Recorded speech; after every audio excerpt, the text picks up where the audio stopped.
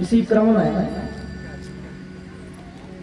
भगवान की कथा का आज षष्ठ दिवस, उसमें भगवान की अनन्य कथाएं और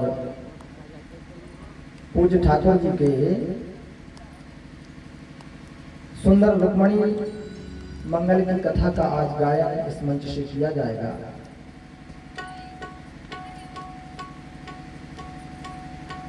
सज्जनों, आप सभी जो इस पंडाल में बैठे हैं और वर्तमान समय में जितने भी लोग इस धराधाम पर हैं, विशेषकर भारतवर्ष में, वो सब धन्य है। क्यों धन्य है? वो इसलिए धन्य है कि हम और आप वर्तमान पीढ़ी में जी रहे हैं। हमारे और आपके सबके नेत्रों ने हजारों वर्ष से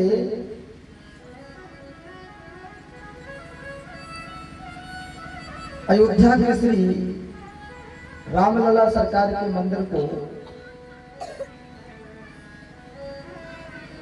बनने और बिगड़ने के विवाद को सुना, लेकिन अंततोगत्वा भगवान का मंदिर बनकर के तैयार हुआ, प्राण प्रतिष्ठा हुई और एक वर्ष अभी अभी बीता हुआ है। हम लोगों की कथा 23 तारीख से थी और 22 को भगवान की प्राण प्रतिष्ठा मुहूर्त का एक वर्ष हो गया। इसलिए भी हम लोग धन्य हैं कि हमने राम जी को विराजते हुए वहां पर देखा। जिस अयोध्या में भगवान एक त्रिपाल के नीचे बैठे रहते थे, जहां आगंतुक को भक्त वृंद कभी इसी मनसा से नहीं पहुंचते थे कि जिन भगवान को हम इतना प्रेम करते हैं, जिनके दर्शन के लिए हम पधार रहे हैं, उनको जब हम त्रिपाल में देखेंगे तो हमको कितना दुख होगा। आज महाराज अयोध्या की ये हालत है कि पिछले वर्ष 2024 में 10 करोड़ श्रद्धालु श्रीधाम अयोध्या पहुंचे और उन्होंने दर्शन किया। इसलिए भी हम सब सौभाग्यशाली हैं कि हम लोगों की आंखों ने भगवान की प्रतिष्ठा को देखा और हमको श्री रामलला सरकार के दर्शन करने का सौभाग्य प्राप्त हो रहा है।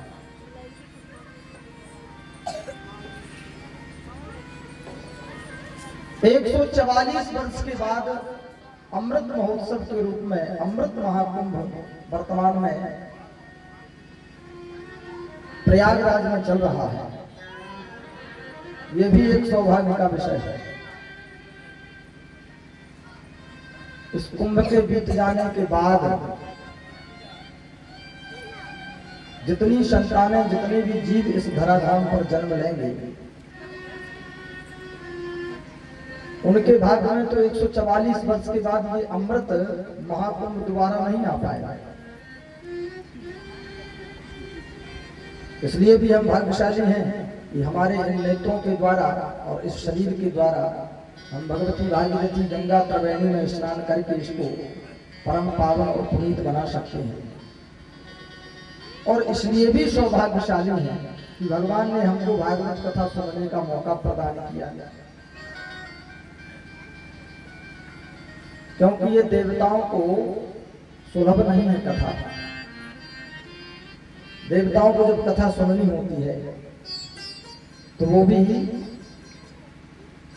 अपने अपने धाम को छोड़कर के इस पृथ्वी लोक में आते हैं और यहीं पर जहाँ यत्र तत्र कथाएं हो रही हैं, उन कथाओं में कहीं कहीं बैठ करके भगवान की कथा को सुनते हैं।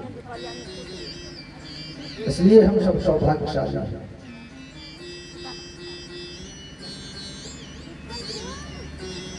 भगवान की मंगलमय कथा में जब श्री गिरिराज पर्वत को भगवान ने धारण किया, इंद्र के द्वारा जब जल की वृष्टि हुई,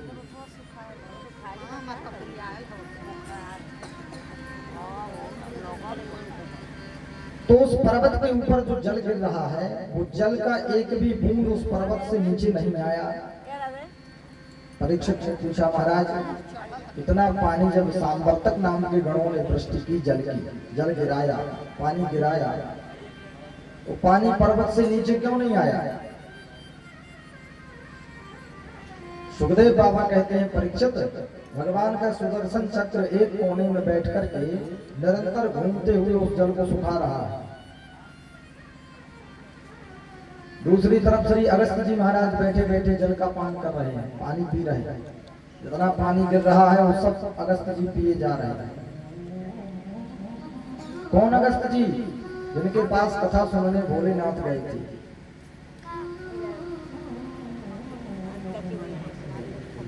महाराज इतना पानी क्यों पिया अगस्त जी ने? सुखदेव जी सुनाते हैं, राजन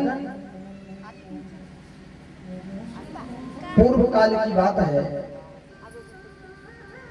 रामावतार में भगवान जब सिंहासन पर आसीन हुए, राम राज बैठे त्रैलोका, हर्षट भय गए सब शोका। राम जी जब राज्याभिषेक करके राज सिंहासन पर विराजमान हुए अवध के, भगवती श्री जानकी जी ने प्रार्थना की, भगवान कोई ऐसा दिव्य महात्मा बुलाइए जो बढ़िया अच्छे से भोजन करे। आजकल के महात्मा तो भोजन ही नहीं कर पाते हैं। इतने भक्ति भाव से प्रेम से हम बनाते हैं, कोई 4 पूरी खाता है, कोई 5 पूरी खाता है। बढ़िया कोई खाने वाला महात्मा हो तो उसको निमंत्रण कर दीजिए, बड़ी श्रद्धा है। मनोभाव को जानकर के भगवान ने श्री अगस्त जी को बुलाया और इशारों में भगवान ने अगस्त जी से बात की कि महाराज भोजन जब तक हम मना न करें तब तक करते रहना। ठीक है भगवान। भगवती ने बड़ी सुंदर थाली जानकी जी ने लगाई, छोटी छोटी कटोरियों में सब्जी, तमाम प्रकार की खीर पूरी सब बनाकर थाली सजा कर पहुंचाई। अगस्त जी महाराज बैठे थे, अन्नपूर्णा जी की जय बोली, भोग लगाया, पाना शुरू किया। तो महात्माओं की आदत होती है ज्यादा स्वाद वाद नहीं देते, सब सब्जी दाल एक ही थाली में पलट के कटोरियां सब बाहर रख दी, पूरी खाना शुरू किया। 1 घंटा हो गया पूरी खाते खाते।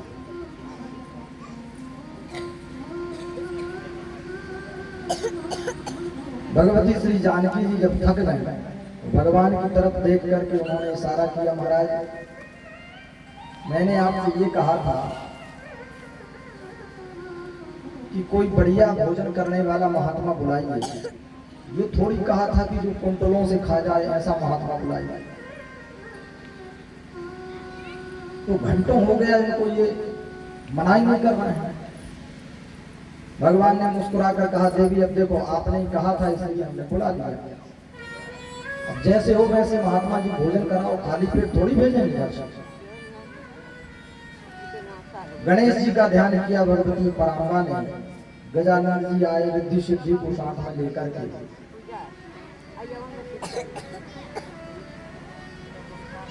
बढ़िया सब मिलके भोजन बना रहे हैं।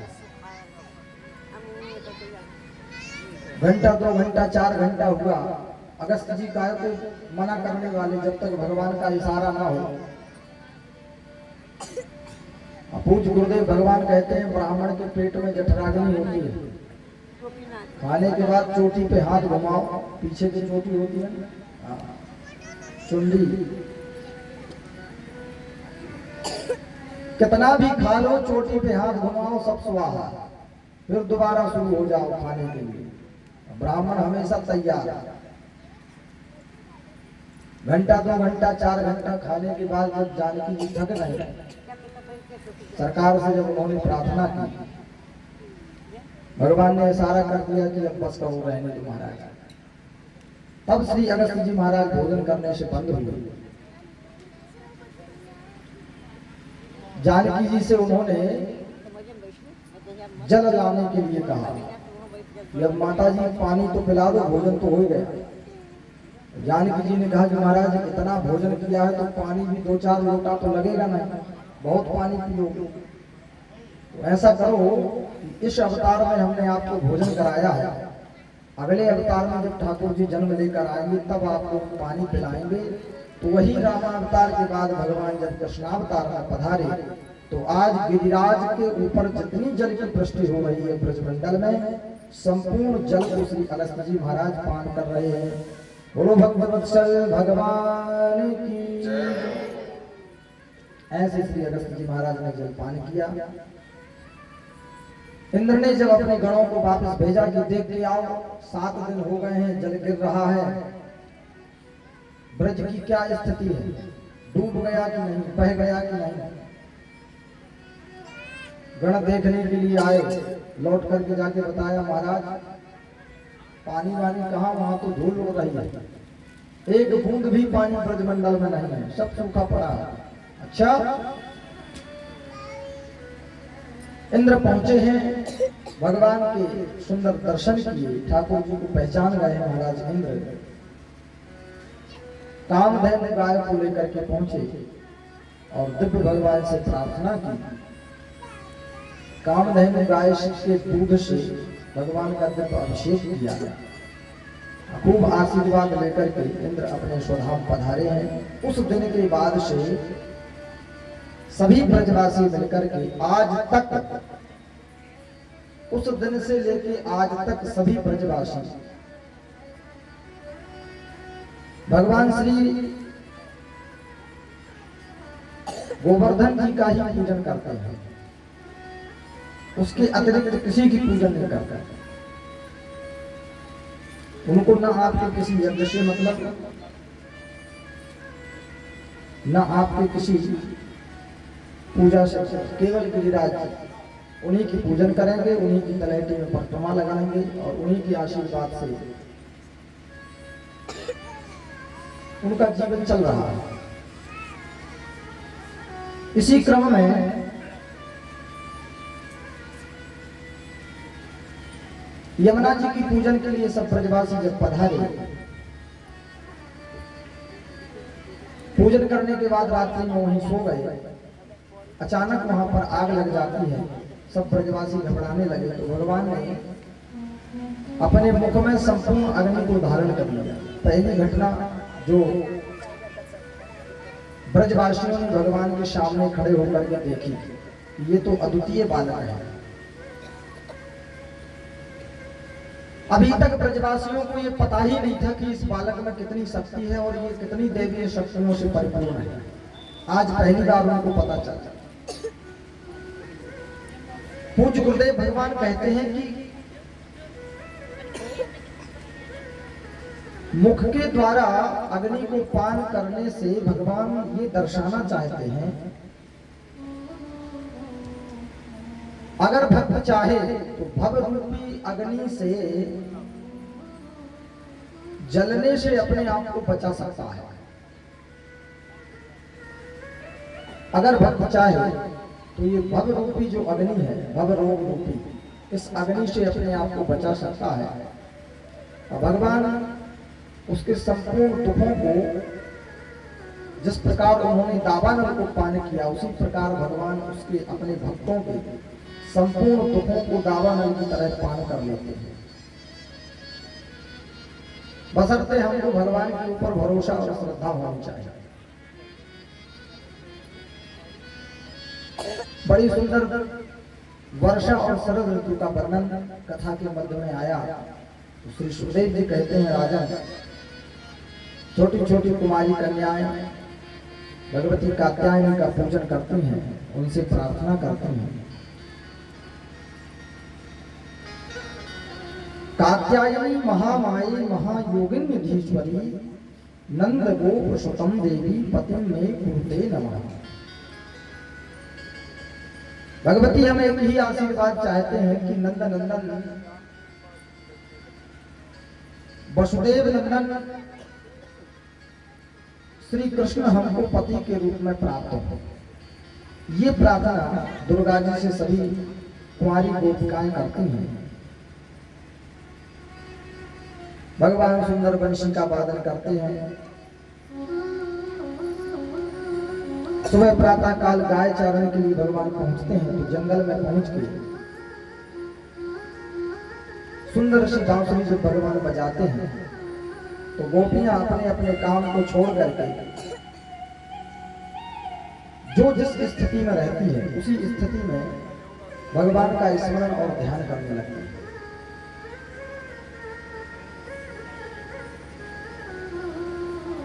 कोई गोपी यदि बर्तन साफ कर रही है, तो जो बर्तन हाथ में है उसको लेकर के स्तब्ध होकर के भगवान की सुंदर बांसुरी का ध्यान करने लगती है। भगवान जंगल में वन में खड़े होकर के दिव्य बांसुरी का वादन कर रहे हैं। गोपियां अपने अपने घर में बैठ करके भगवान से प्रार्थना कर रही हैं। अरे श्याम तेरी बांसुरी बजने लगी, सारी सारी रात में तो जगने लगी। ओ श्याम तेरी बांसुरी बजने लगी, सारी सारी रात में तो जगने लगी। श्याम तेरी बांसुरी बजने लगी, सारी सारी रात में तो जगने लगी। श्याम तेरी बांसुरी बजने लगी, सारी सारी रात में तो जगने लगी। श्याम तेरी बांसुरी बजने लगी, सारी सारी रात में तो जगने लगी।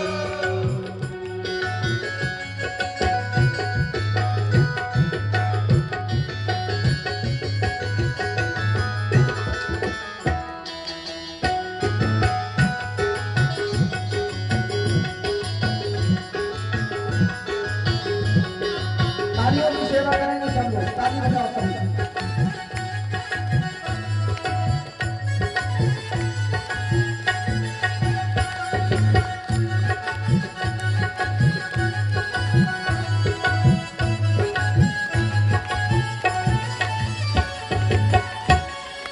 बांसुरी बजा के मेरा मन हर लिया, बांसुरी बजा के मेरा मन हर लिया, बांसुरी बजा के मेरा मन हर लिया। बांसुरी बजा के मेरा मन हर लिया। तेरी बांसुरी ने कैसा जादू किया, तेरी बांसुरी ने कैसा जादू किया, यमुना किनारे को आगे सर दिया। यमुना किनारे में तू आग कर दिया।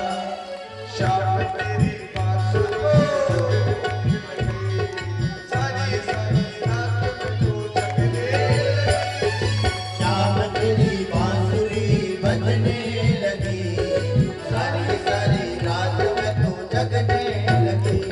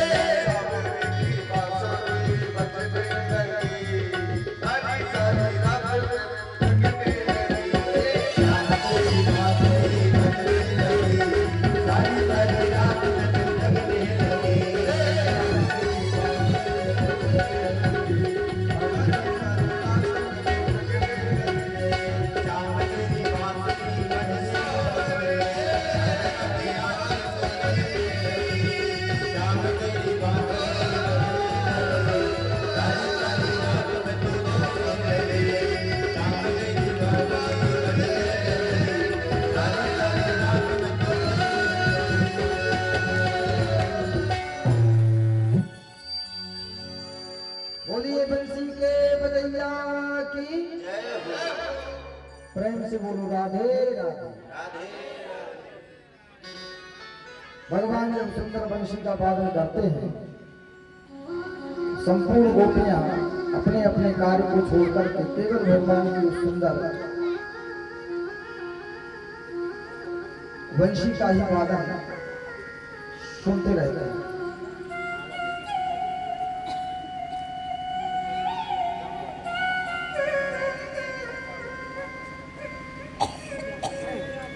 प्रेम से बोलो राधे राधे।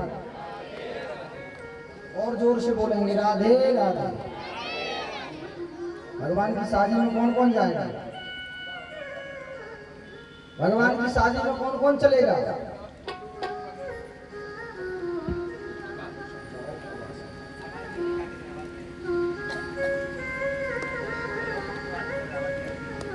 भगवान के दरबार में चलना है? में चलना है? नहीं चलना ना? चलना है। बराती बन के चलोगे कि घराती बनोगे? हैं? हम लोग बराती हैं, आप लोग घराती हैं। आप लोग घराती हो?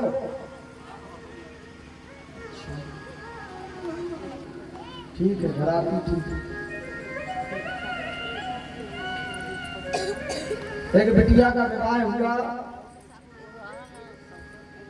अपने ससुराल गई, खूब सोना चांदी मिला उसको चढ़ावे में। ससुराल वालों ने खूब चढ़ाया। ससुराल से मायके लौट के आई तो पूरी सोने से लदी थी, सब चारों तरफ सोना सोना सोना, बड़े बड़े हार, मंगलसूत्र इत्यादि, झुमकी झुमकी, तमाम जितने आभूषण होते हैं सब उसको मिले थे। मायके आई तो उसकी सहेलियों ने पूछा, तब देख के सामान, वाह बड़े अच्छे घर में शादी हुई तुम्हारी, खूब तुमको सोना चांदी मिला है।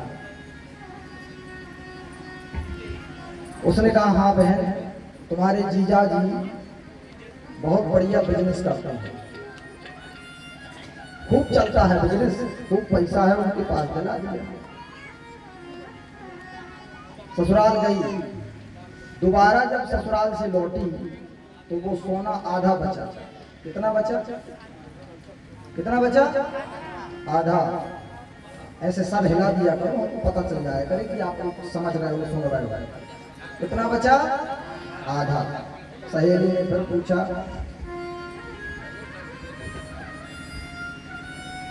दीदी लगता है जीजा जी का जो वो बिजनेस था उसमें थोड़ा घाटा हो गया, इसलिए तुम्हारा सोना आधा बचा। उसने कहा हाँ बहन, वो काम धंधा है, कभी हानि कभी लाभ होता रहता है। कुछ हानि हो गई होगी तो आधा उन्होंने बेच दिया या गिरवी रख दिया या जो भी कहा हो, कोई बात नहीं, फिर बन जाएगा। फिर गई अपने ससुराल।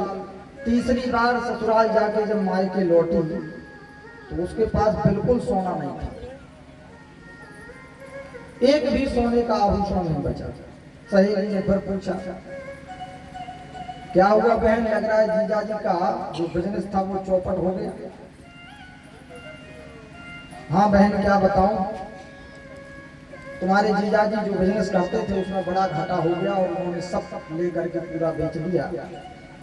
तो उसने कहा कि जीजा जी से कह दो कि अपना धंधा बदल दे, कोई दूसरा बिजनेस करने लगे।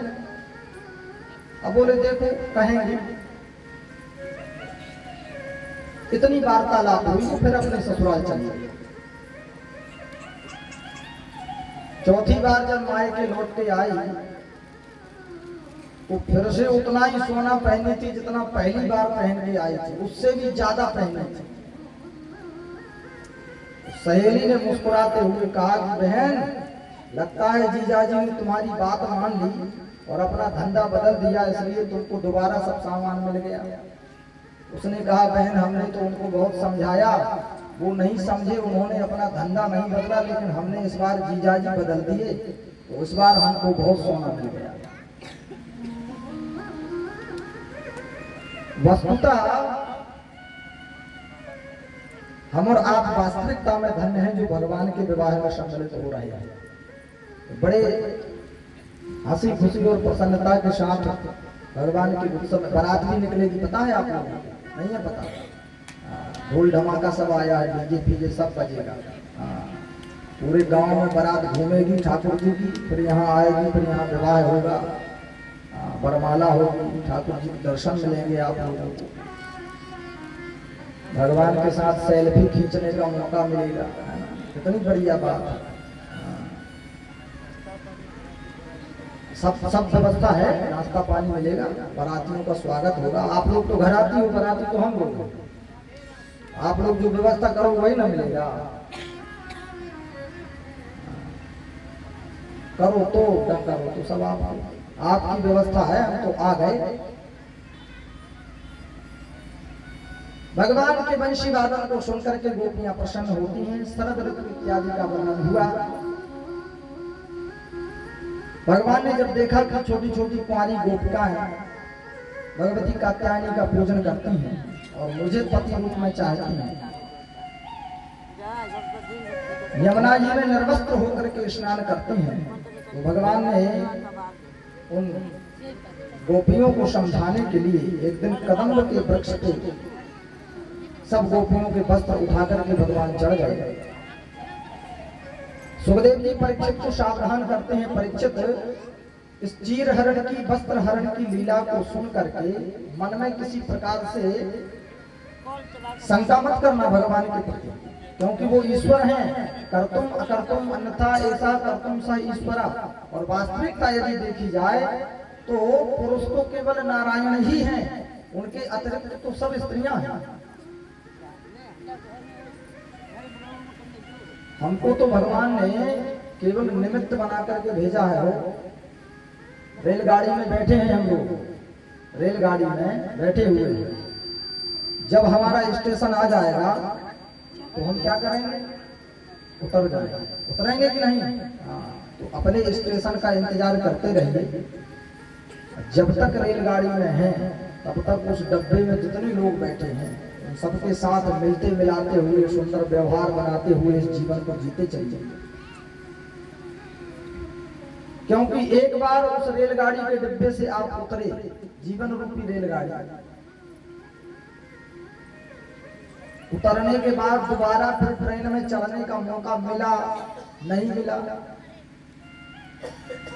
उसी डब्बे में जितने आपके साथ वाले लोग हैं, जो आपको जानते हैं, परिचित हैं, रिश्तेदार हैं, गांव के हैं, दयाद हैं, सबसे मिलते मिलाते प्रेम से, किसी के प्रति द्वेष भावना न रखते हुए अपने गंतव्य स्थान का इंतजार करें। अन्यथा पूज्य गुरुदेव भगवान कहते हैं कि जाएगा जब रे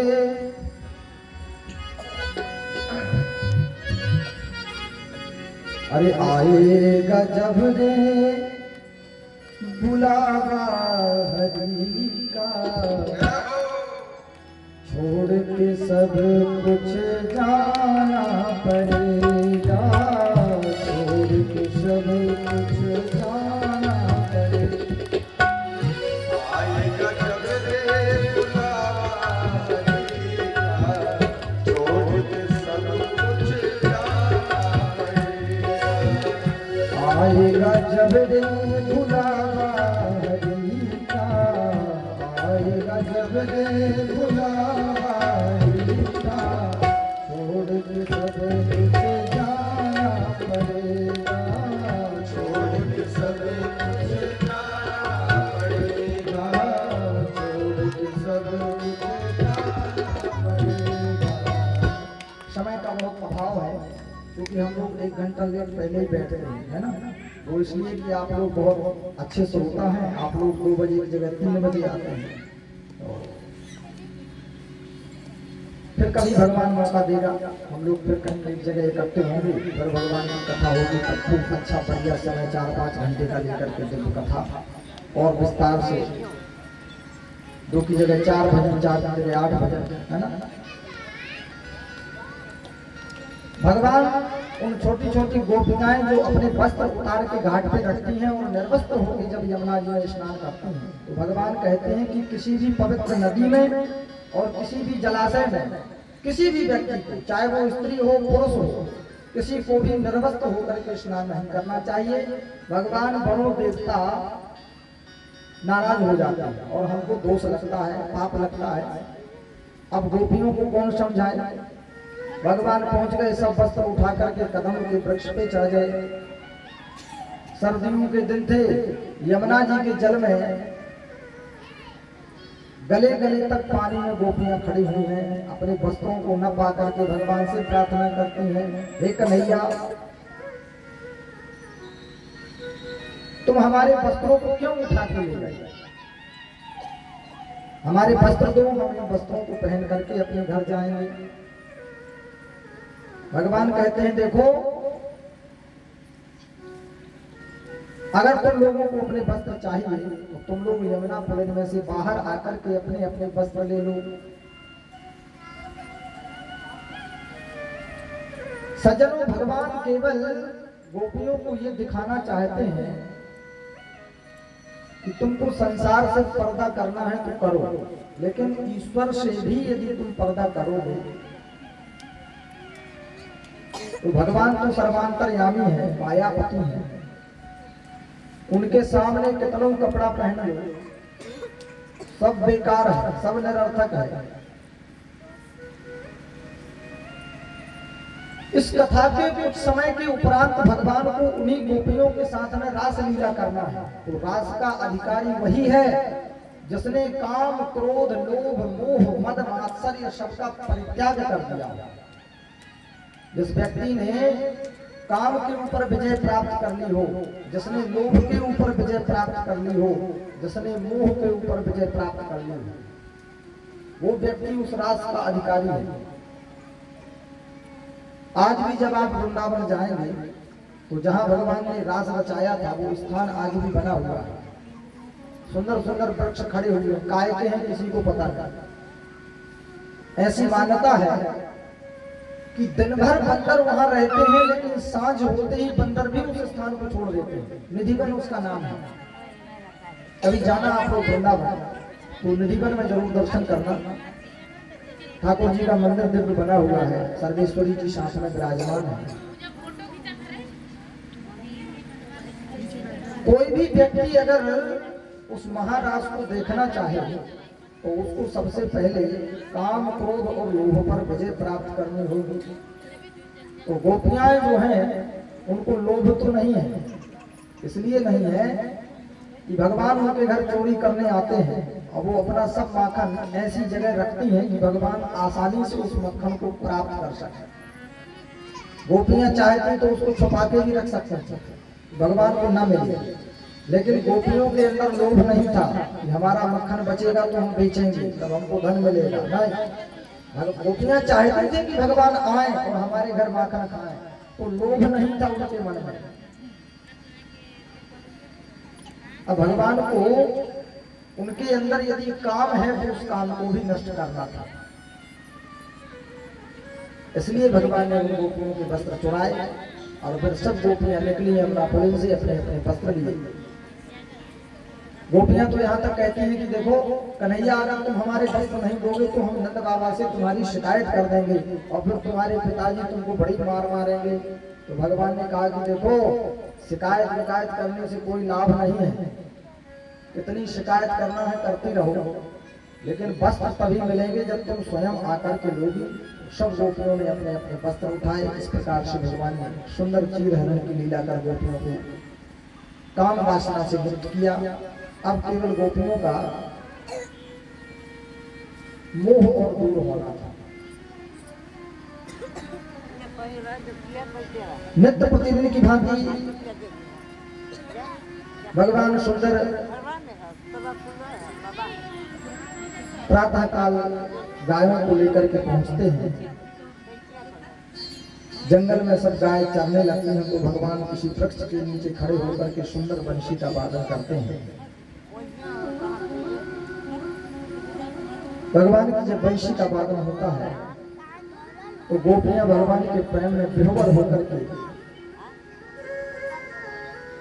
अपने अपने घर से भगवान से मिलने के लिए पहुंचने का प्रयास करती हैं।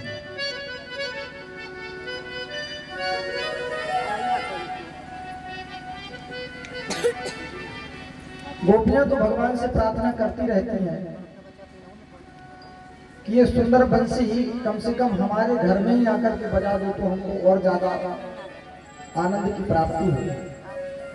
और भगवान जब बंसी का वादन वन में से करते हैं ना, तो प्रत्येक गोपी को ऐसा एहसास होता है मानो भगवान उस बंसी की धुन में से उसी गोपी का नाम लेकर के बुला रहे हैं। प्रेम से बोलो राधे राधे।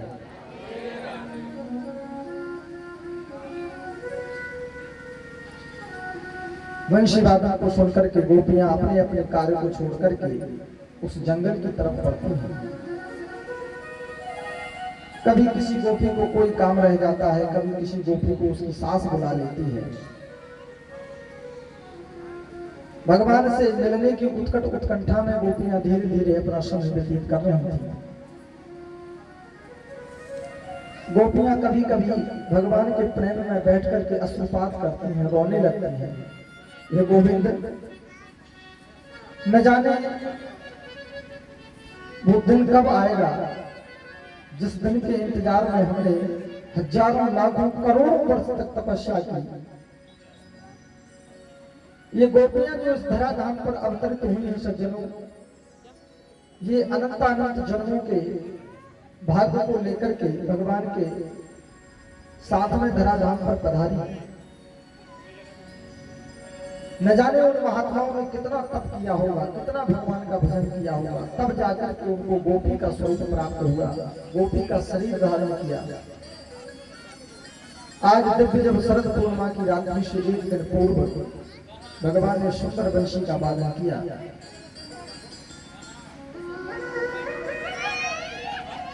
तो उस बंशी के वादन में गोपियों को लगता है कि मेरा ही नाम लेकर के गोविंद मुझे बुला रहा है।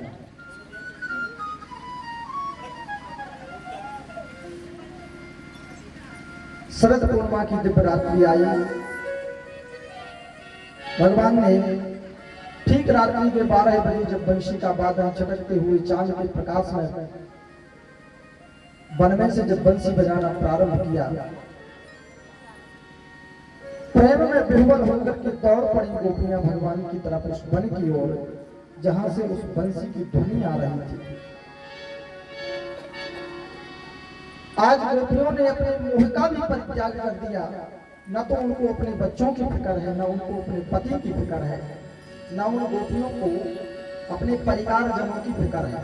सब केवल भगवान की उस बंसी वादन की आवाज को सुनकर के वन की तरफ दौड़ पड़ते हैं। एक गोपी बंशी वादन को सुनकर के जब भगवान से मिलने के लिए अपने घर से बाहर निकली, तो घर से जाते हुए उस गोपी को उसके पति ने पकड़ लिया। पकड़ करके उसने एक कमरे में उसको बंद कर दिया। बंद कमरे में भगवान को याद करते करते गोपी रो रही थी। रोते रोते मानो उसके दोनों नेत्र बाहर निकल आए हैं। इतनी तीव्र गति से रो रही है, इतना करुण स्वर में रोती है। भगवान से प्रार्थना करती है, गोविंद इतने जन्मों तक इंतजार करने के उपरांत भी न जाने किस जन्म में कौन सा कर्म बाकी रह गया था जिसके कारण मैं तुमसे एकाग्र न हो पा रही हूं। तुम्हारे पास इस बंसी की ध्वनि को सुनकर के तुमसे मिलने नहीं आ पा रहे हैं। भगवान की याद में रोते रोते गोपी अपने प्राणों का परित्याग कर देती है। उसी कमरे में पड़े पड़े प्राण छोड़ देती है और मरने से पूर्व वो गोपी काग से प्रार्थना करती है, हे कागा,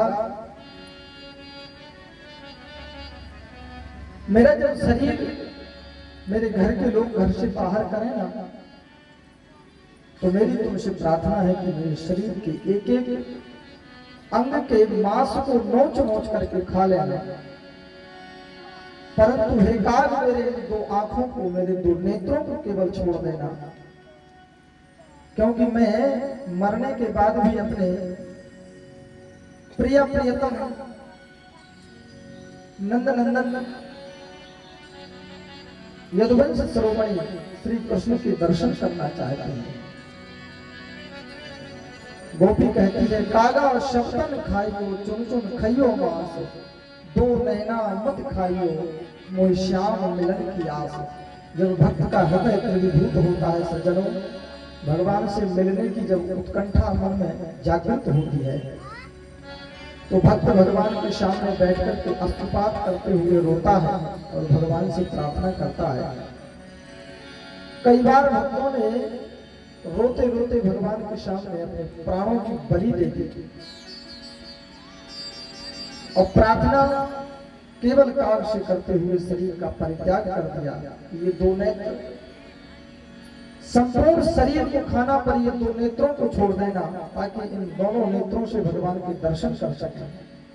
ऐसे ही प्रार्थना करते करते उस गोपी ने भी प्राण छोड़ दिए। बाकी संपूर्ण गोपियां मिलकर के यमुना पुल के पास एकत्रित हुई, सुंदर भगवान से वार्तालाप हुई। बहुत वार्तालाप करने के बाद भगवान ने उन सबसे बहुत सेवा की। गोपियों को जब अभिमान हुआ, भगवान किसी गोपी को पंखा डुला रहे थे, किसी को हवा कर रहे थे, किसी की पायल खुल गई थी तो पायल बांध रहे थे। इतने वर्षों की तपस्या का फल आज जब गोपियों को मिला तो गोपियां अभिमान में भर गई। और शास्त्र कहता है कि अगर अभिमान होगा तो भगवान कहीं नहीं मिलेंगे। जहां काम तहां राम नहीं, जहां राम नहीं काम। अभिमानी पुरुष को कभी भगवान के दर्शन नहीं होते। जो गोपियां भगवान से सेवा करवा रही थी, जिन गोपियों के भाग उदय हो गए थे उनकी तपस्या के कारण, उन्हीं गोपियों को जब ये अभिमान हुआ कि कन्हैया तो हमारे सेवक बन गए, हमारी पायल बांध रहे हैं, तो हमारी साड़ी ठीक कर रहे हैं, तो हमारे बालों का जूड़ा ठीक कर रहे हैं। जब अभिमान हुआ तो भगवान एक सखी को लेकर के वहां से उन गोपियों के बीच में से अंतर ध्यान हो गए। अब देखो, भगवान यदि कभी मिल जाए तो अभिमान भी नहीं करना चाहिए। भगवान हमको मिल गए, अब हमारा कौन क्या करेगा, अब तो हम राजा हो गए। भगवान जब अंतर ध्यान हुए गोपियों के बीच में से, तो फिर गोपियों की वही दशा, रोना शुरू कर दिया गोपियों ने। सब गोपियां मिलकर के यमुना पुल के पास एकत्रित हुई और भगवान की तमाम लीलाओं का स्मरण करते हुए भगवान से प्रार्थना करते हैं कि हे माधव, यदि जीवन में हमसे कभी अपराध हो गया हो तो हमारे लिए हमारे उस अपराध को क्षमा करना, और न जाने कौन सी गलती की सजा है जो आप हमारे बीच में से, हमारे मध्य में से अंतर ध्यान हो गए हैं। एक स्वर में गोपियां करोड़ों स्वर के साथ भगवान से प्रार्थना करते हैं और उस प्रार्थना को सुनकर के भगवान एकाएक उनके मध्य में प्रकट हो जाते हैं। बोलो रास रचैया भगवान की जय।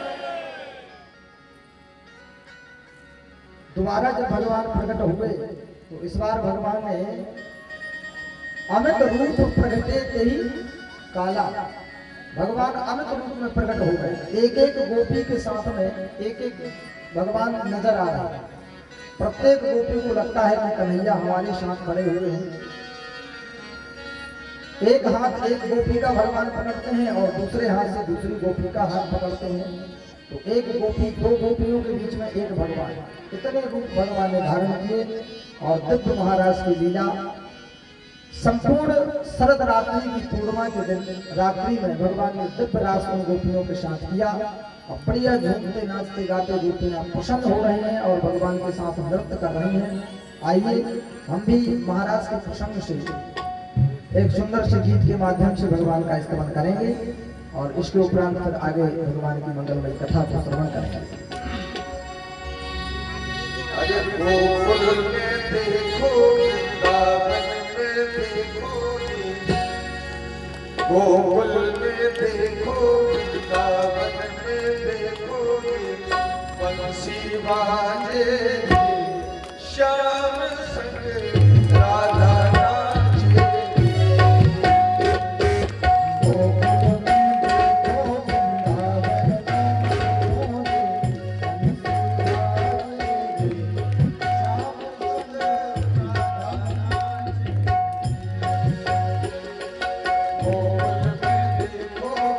वृंदावन में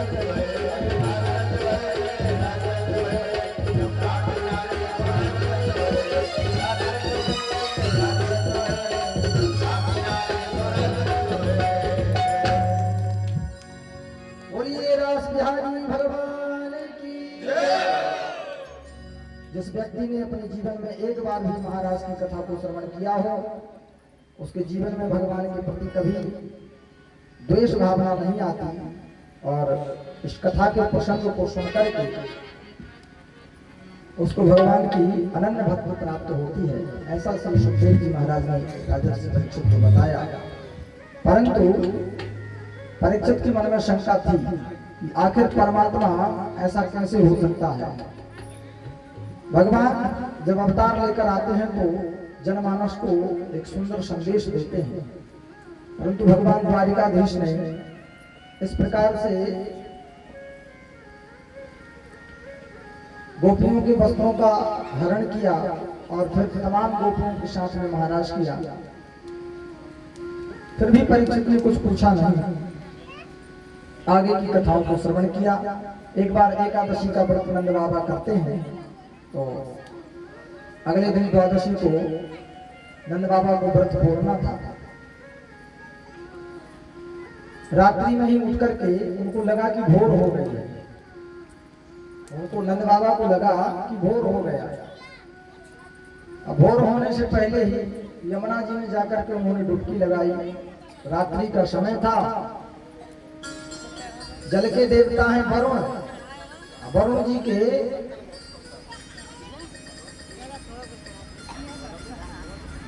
कुछ गण यमुना पुलिन में जल में घूम रहे हैं। उन्होंने जब नंद बाबा को यमुना जी में डुबकी लगाते पाया तो पकड़ के वरुण लोग ले गए। अब यहाँ सुबह पूरे ब्रज में हल्ला मच गया। प्रेम से बोलो राधे राधे, और जोर से बोलो राधे राधे।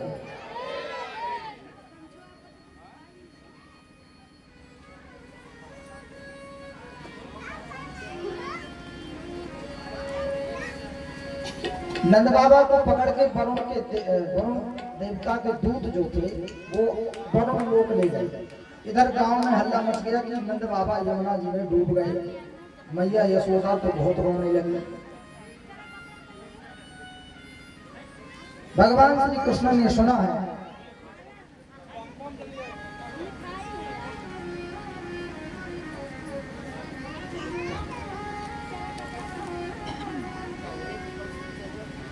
प्रेम से बोलो राधे राधे।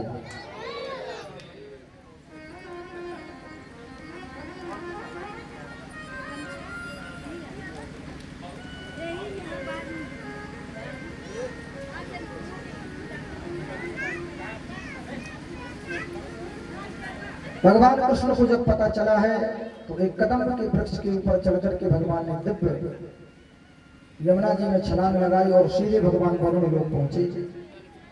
वहां पर भगवान को आता देख वरुण जी अपने सिंहासन से उठे और उठ करके भगवान को अपने सिंहासन पे बैठाया। दिव्य सुंदर भगवान का अभिषेक गाय के दुग्ध से वरुण भगवान ने किया। नंद बाबा एक खंभे से रस्सी के द्वारा बंधे हुए थे। अब वो बंधे बंधे ये सब देख रहे हैं। नंद बाबा मन में सोच रहे हैं कि ये मेरा बेटा है, ये मेरा कन्हैया है जिसका इतना सब स्वागत कर रहे हैं। इसको सिंहासन पे बैठा दिए, फिर इसका अभिषेक कर रहे हैं, फिर सुंदर वस्त्र पहना रहे हैं, नाना प्रकार के उपहार इसको दे रहे हैं, नाना प्रकार की मणियों से सुशोभित मंडित करते हुए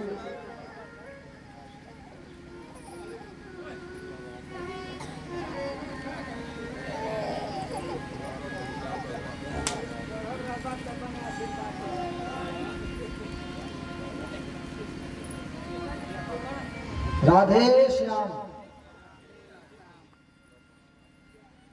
ठीक मत बोलो। हमारे गुरु जी बोलते हैं जो राधे राधे बोलता है वो सीधे भगवान के धाम को जाता है। भगवान ने कहा कि गुरुदेव ने कहा कि भगवान के धाम कौन कौन जाना चाहता है। जितने लोग पंडाल में थे सबने हाथ उठा दिए। एक बहू थी उसने हाथ नहीं उठाया। आप लोग ना उठाइए, अभी हम सुना रहे हैं उसको सुन लीजिए, है ना। गुरु जी ने कथा में कहा कि जिस जिसको स्वर्ग जाना हो वो हाथ ऊंचा करे। तो उस पंडाल में जितने लोग बैठे थे सबने हाथ उठा दिए, क्योंकि सब स्वर्ग जाना चाहते हैं। एक बहू थी उसने हाथ नहीं उठाया।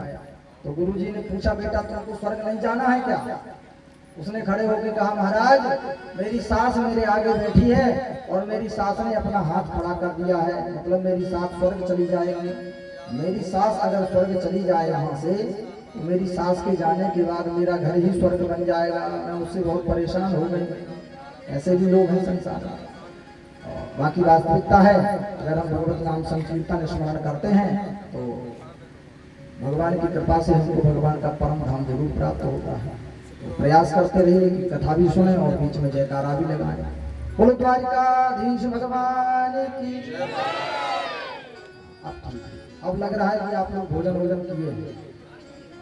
बताओ यादवों के यहाँ इतना दूध होता है, आप सब लोग दूध पीते हो, रोज एक एक गिलास दो दो गिलास पीते हो कि सब बेच देते हो, घर में बचाते हो? सही बताओ, कौन बेचा जाता है? बाबूजी ठीक बोलते हैं एकदम।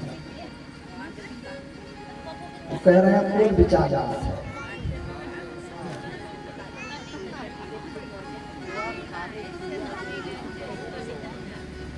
नंद बाबा ने जब भगवान का स्वागत सत्कार देखा है, नंद बाबा मन ही मन बड़े प्रसन्न हो रहे थे। चलो बेटा आ गया, थोड़ा के ले जाएगा। अभी तो बंधे हैं। भगवान का स्वागत सत्कार हो गया तो हाथ जोड़ करके वरुण देवता ने पूछा, भगवान अचानक कैसे आपका आगमन हुआ? तो भगवान ने कहा, क्या बताएं, हमारे बाबूजी जो हैं वो यमुना स्नान करने के लिए आए थे और आपके कुछ भाई साहब लोग उनको पकड़ के ले आए हैं। तो जो आपके यहाँ बंधे हैं खंभे से वो हमारे पिताजी हैं, उनको छुड़ाने के लिए हम आए हैं। बड़े लज्जित हुए श्री वरुण भगवान और बड़ा स्वागत सत्कार नंद बाबा का भी हुआ और तमाम उपहार सामग्री देकर के भगवान के साथ में उनको विदा किया है। आज दूसरी बार यदुवंशियों को ये पता चला कि ये जो बालक है ये मनुष्य तो नहीं हो सकता, इसमें तमाम प्रकार की देवीय शक्ति विराजमान है। भगवान नंद बाबा को लेकर के पुनः वृंदावन पधारे और नंद बाबा ने सभी गोप बालों से मिलकर के भगवान के विषय में चर्चा की। इस बार नंद बाबा ने सबको सुनाया कि कैसे मेरे बंधे जाने के बाद जब कन्हैया पहुंचा तो उसका कितना स्वागत हुआ। अगर अपने आपका बेटा अगर कोई अच्छा काम करता है तो हम पूरे गांव में लोगों को पकड़ पकड़ के सुनाते हैं। किसी का बेटा आर्मी में हो जाए, नौकरी लग जाए तो पिता का गर्व सर गर्व से ऊंचा हो जाता है। पूरे गांव में खोज खोज के एक एक आदमी को सुनाता है, कल ज्वाइनिंग हो गई है, बढ़िया पोस्ट मिली है, आर्मी में चला गया बड़ा वाला बेटा, है ना। सब पिता सुनाते हैं। ऐसे ही नंद बाबा पूरे गांव के एक एक गोप को खोज खोज करके सुना रहा है। अरे भैया, जब कन्हैया पहुंचा तो इतना जोरदार स्वागत हुआ, खूब माला फूल पहनाए, खूब खाने पीने मिला, तमाम सामान उपहार में मिला। ऐसी चर्चाएं नंद बाबा ने की। भगवान सुदर्शन और शंखचूर्ण नाम के दैत्य का उद्धार करते हैं। एक दिन सब ब्रजवासी मिलकर के अंबिका वन की यात्रा करते हैं। वहां पर पूजन के बाद भगवती के रात्रि में सब उसी वन में सो जाते हैं। वहां पर एक अजगर नंद बाबा को पकड़ लेता है। नंद बाबा चिल्लाने लगते हैं, अरे कन्हैया बचाइयो, दौड़ियो भैया, या अजगर ने मुंह को पकड़ लियो। भगवान सो रहे थे, उठ करके पहुंचे हैं और जैसे ही भगवान के चरण का स्पर्श उस अजगर को हुआ तो दिव्य रूप धारण करके भगवान की दिव्य प्रार्थना की और भगवान के परम धाम को पधारा है। न जाने कितने अमलात्मा विमलात्मा महात्मा जिनका थोड़ा सा कर्म बिगड़ गया, थोड़ा सा, उस बिगड़े हुए कर्म के कारण अनंतानंत वर्षों से कोई पत्थर बना पड़ा है, कोई अजगर बना पड़ा है, कोई गिरगिट बना पड़ा है, तमाम रूप में लोग पड़े हुए हैं, केवल एक ही आस में कि भगवान जब धराधाम पर आएंगे तो शायद घूमते घामते कभी हमारे चरण, हमारे ऊपर उनके चरण पड़ जाए तो हमारी मुक्ति हो जाए। आओ ये बताओ, राम जी अगर चाहते तो अपने पिताजी से मना भी कर सकते थे और मानस जी में स्पष्ट रूप से दशरथ जी ने तो राम जी से कभी कहा ही नहीं कि तुम वनवास जाओ। वो तो मैया कहीं ने वो वरदान मांगे और राम जी को पता चल गया। दशरथ जी ने राम जी से एक बार भी नहीं कहा कि तुम 14 वर्ष वनवास के लिए जाओ, फिर भी वो गए। राम जी चाहते तो बिल्कुल नहीं जाते, वहीं से बैठे बैठे कल्याण करते लोगों का। लेकिन भगवान जानते हैं कि मेरी प्रतीक्षा में लाखों हजारों करोड़ों वर्ष से पत्थर बने पड़े हुए हैं लोग, अगर मैं यहाँ बैठा रहूंगा तो उनका उद्धार कैसे होगा। मैया सबरी का विवाह हो रहा था। क्या हो रहा था? विवाह, शादी होने वाली थी अगले दिन।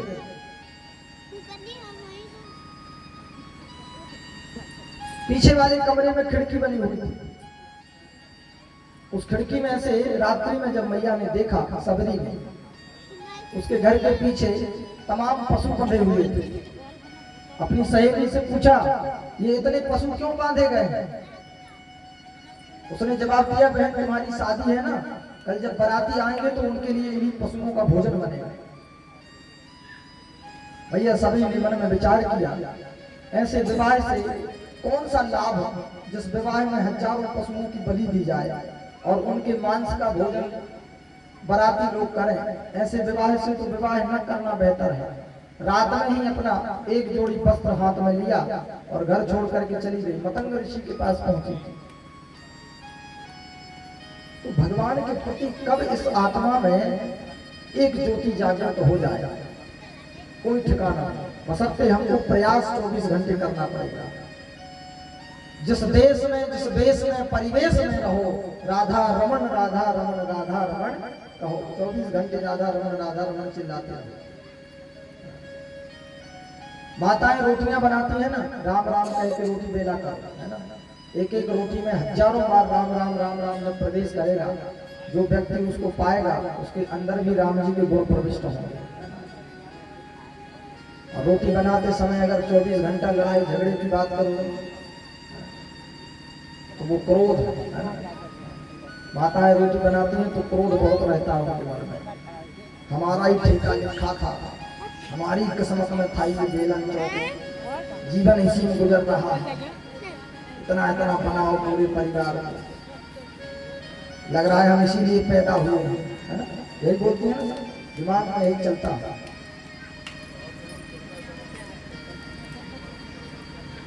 बशर्ते गुरुदेव कहते हैं कि भगवान का स्मरण करते हुए यदि फुलके बनाए जाए तो संपूर्ण भोजन ईश्वर का स्मरण करते हुए बनाए तो पाने। अब जब आप क्रोध करके रोटी बनाएंगे तो जो व्यक्ति पाएगा उस पर क्या असर होगा, वो भी क्रोध करेगा।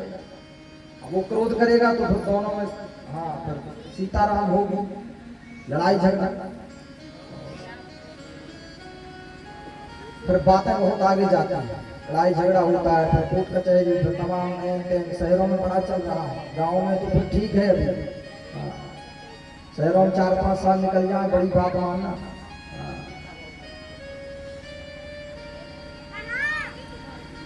इसलिए प्रयास करें कि भगवत संकीर्तन करते हुए मन में धीरे धीरे सीताराम सीताराम जपते हुए भोजन बनाए। बड़ा स्वाद रहता है भोजन में और पाने वाले को भी अच्छा लगता है, पौष्टिकता रहती है।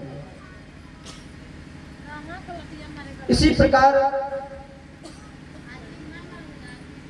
भगवान के द्वारा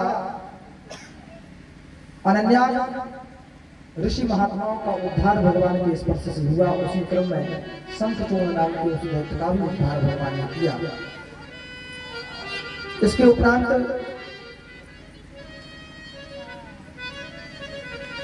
अरिष्टासुर के वध की कथा है। गोपियां युगल गीत के लिए प्रधान वन में, वहां पर एक बैल था जिसका नाम था अरिष्टासुर। बैल के रूप में भगवान से लड़ने झगड़ने के लिए आया। देखो, कंस का नियम है कि वो एक ना एक राक्षस को भगवान को मारने के लिए भेज रहा है। अभी तक उसने जितने गांव में दैत्यों को भेजा, उस गांव से प्रत्येक दैत्य लौट करके कंस के पास पहुंचा सूचना देने। लेकिन जो भी दैत्य वृंदावन आता है वो दैत्य लौट करके कभी वापस नहीं जाता। तो उसके मन में शंका भी है कि हो ना हो मुझे मारने वाला वृंदावन में कहीं छुपा हुआ बैठा है। धीरे धीरे उसको जानकारी भी मिल गई। अब भगवान की उम्र हो गई 11 वर्ष। कितने साल के हो गए भगवान? 1 और 1 11 है ना। 11 वर्ष की अवस्था है। भगवान मैया यशोदा के पास बैठे हुए थे। मैया यशोदा के गोदी में भगवान सर रखे हैं और मैया से पूछ रहे हैं, मैया तू इतना प्रेम करती है हमसे और हमको कहीं बाहर नहीं जाने देती, इसका कारण क्या है? मैया कही, लाला अभी तेरी उम्र बहुत छोटी है और इस छोटी सी उम्र में तू मुझे छोड़ करके कहीं जाए, तुझे कोई चोट लग जाए या तू रास्ता भटक जाए, भूल जाए, इसलिए मैं तुझे अपने से दूर नहीं करता। और गौचारण के लिए तो वन अपना है, उसको तुम जानते हो, रोज जाते हो। सांझ होने से पूर्व तुम गाय लेकर के वापस आ जाते हो, इसलिए तुमको जाने देती हूँ। भगवान मैया यशोदा से नाना प्रकार की बात करते हुए कहते हैं, अच्छा मैया और अगर तेरी इच्छा हो तो मैं विवाह कर लूं। मेरी शादी हो जाएगी तो मेरी पत्नी आवेगी, वो खाना बनावेगी, भोजन बनाएगी, तो तुझे काम नहीं करना पड़ेगा। तू दिन भर दधि मंथन करती है, हजारों लाखों गाय हैं अपने यहाँ, इतना दधि मथती है, तू परिश्रांत हो जाती है, तो मैं विवाह कर लूं। मैया समझा देती है, बेटा अभी तेरी बहुत छोटी उम्र है, इतनी छोटी उम्र में तेरा विवाह कैसे होगा। नाना प्रकार की बातें भगवान मैया यशोदा से करते हैं। एक दिन गायों को लेकर के भगवान वन में पहुंचे थे, तभी ब्रह्मा जी को लगा कि गाय चरा रहा है, ये भगवान तो हो नहीं सकता। तो गायों को चुरा करके ब्रह्मा जी ने एक गुफा में बंद कर दिया। ग्वाल बाल गायों को खोजने गए तो ग्वाल बालों को भी लेकर के एक गुफा में बंद कर दिया। भगवान अकेले उस जंगल में खड़े हुए हैं। भगवान तो सर्वांतरयामी है, नेत्र बंद किए, पूरी पिक्चर भगवान के सामने सब देख लिया, तो किसने क्या किया, कैसे किया। आज फिर भगवान अमित रूप प्रकटे ही काला, जितनी गाय थी सब भगवान स्वरूप गाय का ले ली, जितने बछड़े सब भगवान, जितने ग्वाल सब ठाकुर जी, सबका रूप धारण कर लिया। और ठीक शाम के समय जैसे रोज गाय घर आती थी, उसी समय पे भगवान वृंदारण्यम स्वपद रमणम प्राविशद एक बार फिर भगवान वृंदावन में प्रवेश कर रहे हैं।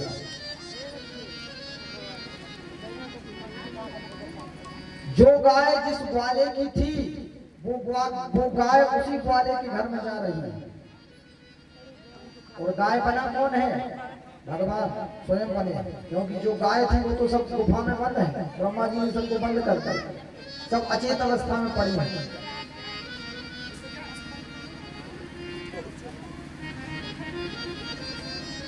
जो घर जिस ग्वाले का है वो ग्वाला भी अपने ही घर जा रहा है। अपनी अपनी गाय को देख करके छोटे छोटे बछड़े अपनी अपनी बाग में से निकल के दौड़ पड़ते हैं। घर में रहने वाली गोपियां, अब भगवान श्री बलराम जी भी इस विषय को नहीं जान पाए। एक वर्ष बीत गया, भगवान श्री कृष्णचंद्र ही तमाम गाय और तमाम बछड़े और ग्वाल बने रहे, किसी को कोई खबर नहीं लगी। गोपियां और ग्वाल सोचते हैं कि हमारी गाय इतना दूध कैसे दे रही है, अनन्य दूध की मात्रा बढ़ गई। कई गाय हैं जिनको निरंतर दूध उनके स्तन से निकल रहा है।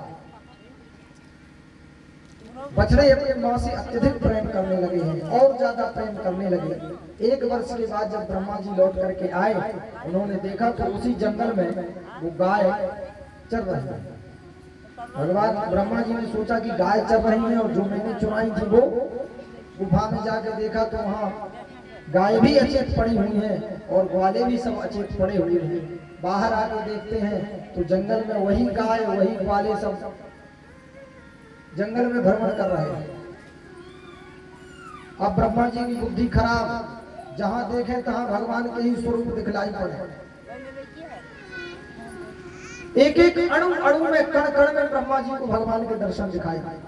माया से ओतप्रोत ब्रह्मा जी जब परेशान हो गए, माथा घूम गया, चकरा गया, दौड़ करके भगवान के चरणों में नतमस्तक हुए और प्रार्थना की। 20 श्लोकों से श्रीमद् भागवत महापुराण में श्री ब्रह्मा जी ने भगवान श्रीमन नारायण श्री हरि कृष्णचंद्र भगवान की स्तुति की है, लेकिन भगवान प्रसन्न नहीं हुए, माफ नहीं किया ब्रह्मा जी को।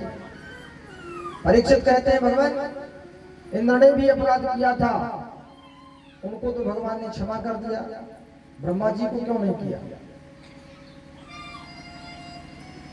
तो श्री सुखदेव जी कहते हैं राजन, अपराध दोनों ने किया, लेकिन ब्रह्मा जी के अपराध से 1 वर्ष तक भगवान के ग्वाल बाल और गाय भगवान से दूर रहे। ब्रह्मा जी ने ऐसा अपराध किया कि वो गाय और ग्वाले सब भगवान से 1 साल तक दूर रहे। और इंद्र ने जो अपराध किया था, उस अपराध के कारण सारे ब्रजवासी भगवान के साथ 7 दिन तक एक ही पर्वत के नीचे खड़े हुए थे। तो सबको आनंद मिल रहा था, कोई चाहता ही नहीं था कि ये पानी गिरना बंद हो और इस गिरिराज को वापस रखा जाए और हम अपने अपने घर जाए। सब चाह रहे थे ऐसे ही वर्षों वर्ष तक चलता रहे, हम कन्हैया को देखते रहे और वो गिरिराज को धारण किए रहे। तो एक अपराध के कारण भगवान के सखा संबंधी मित्र ग्वाल बाल गोपियां सब एकत्रित हुई, एक जगह मिली और एक व्यक्ति के अपराध के कारण वही ग्वाल बाल और गाय भगवान से 1 वर्ष तक दूर रहे। कितना अंतर है। तुलसीदास जी कहते हैं कि बिछुरत एक प्राण हर लेई, मिलत एक दुख दारुण देही।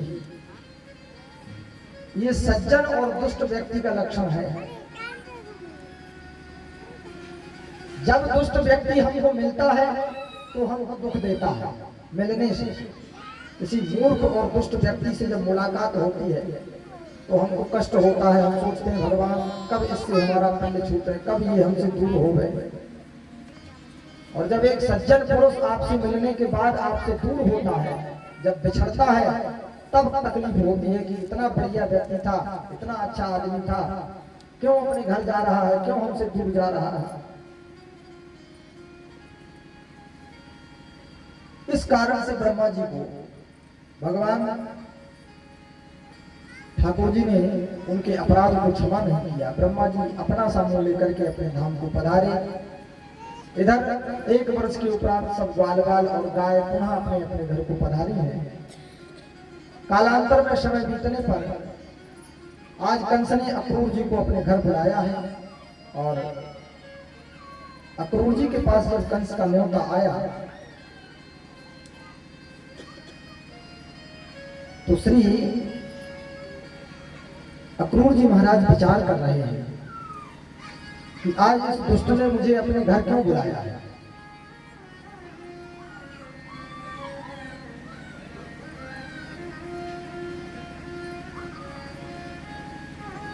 अक्रूर जी जानते हैं कि कंस ने अगर मुझे बुलाया है तो उसका कोई विशेष प्रयोजन होगा।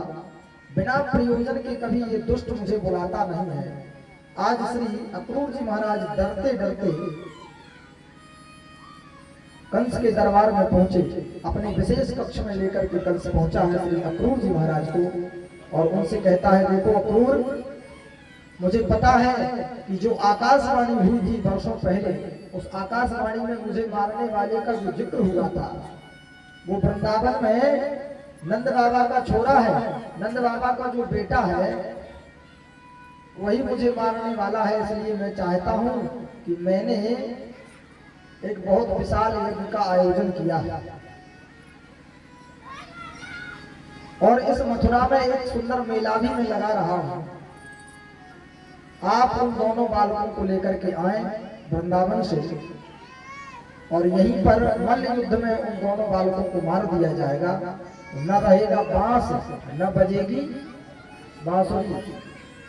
जब वो मुझे मारने वाला ही नहीं रहेगा तो मैं कैसे मरूंगा। जैसे कंस मरने से डर रहा है ना, वैसे सब मरने से डरते हैं।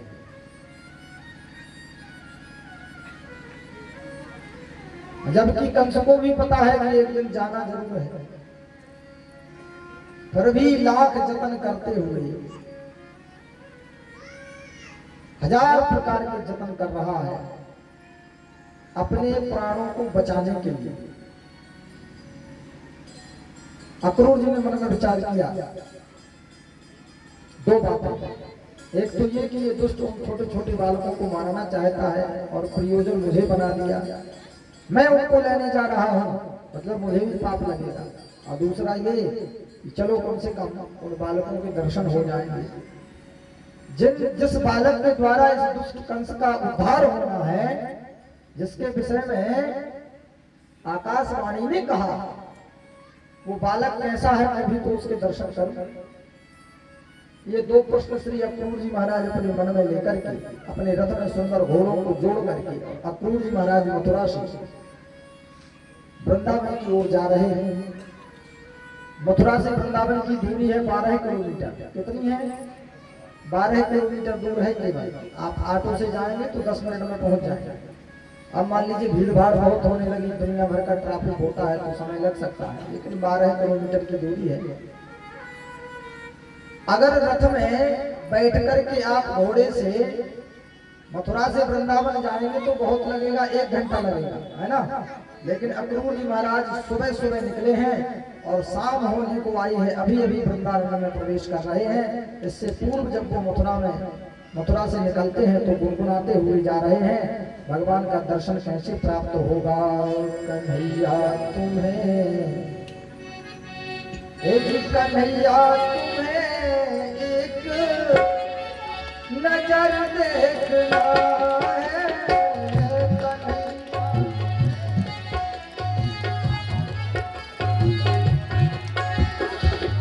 कन्हैया तुम्हें एक नजर देखना कन्हैया तुम्हें एक नजर देखना है। कन्हैया तुम्हें एक नजर देखना कन्हैया तुम्हें एक नजर देखना जहाँ तुम छुपे जहाँ तुम छुपे हो, जहाँ तुम छुपे जहाँ तुम छुपे हो, वो घर देखना सब लोग गाएं।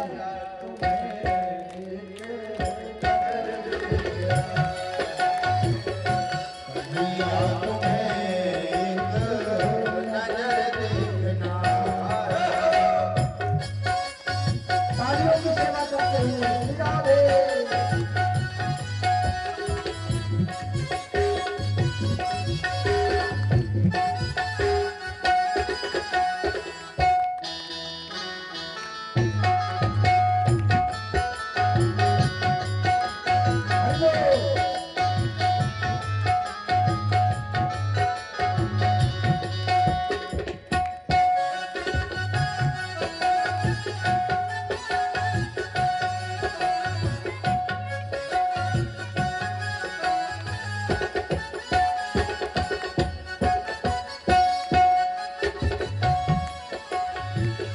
अगर तुम हो